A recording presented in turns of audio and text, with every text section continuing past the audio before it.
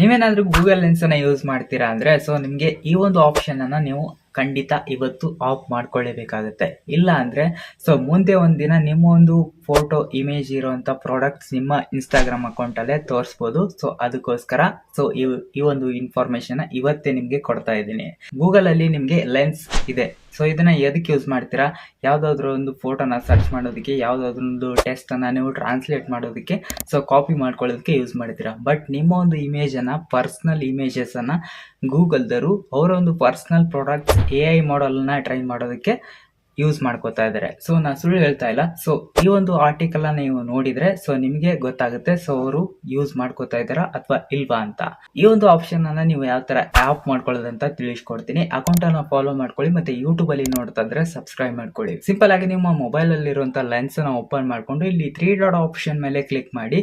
ಇಲ್ಲಿ ನಿಮ್ಗೆ donate lens image ಅಂತ ಇದೆ ಅಲ್ವಾ, ಈ ಒಂದು ಆಪ್ಷನ್ ನಿಮಗೆ ಎನೇಬಲ್ ಆಗಿರುತ್ತೆ. ಇದನ್ನ ಆಫ್ ಮಾಡ್ಕೊಳ್ಳಿ.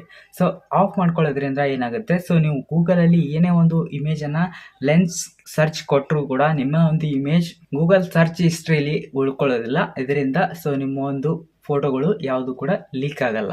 ಐ ಹೋಪ್ இந்த ವಿಡಿಯೋ ನಿಮಗೆ ಯೂಸ್ಫುಲ್ ಆಗಿದೆ ಅಂತ ಅನ್ಕೋತೀನಿ. ಇಷ್ಟ ಆದ್ರೆ ಒಂದು ಲೈಕ್ ಅನ್ನ ಮಾಡಿ, ನಿಮ್ಮ ಫ್ರೆಂಡ್ಸ್ ಗಳಿಗೂ ಕೂಡ ಒಂದು ವಿಡಿಯೋನ ಶೇರ್ ಮಾಡಿ. ಸೊ ಸಿಗೋಣ ನೆಕ್ಸ್ಟ್ ವಿಡಿಯೋದಲ್ಲಿ.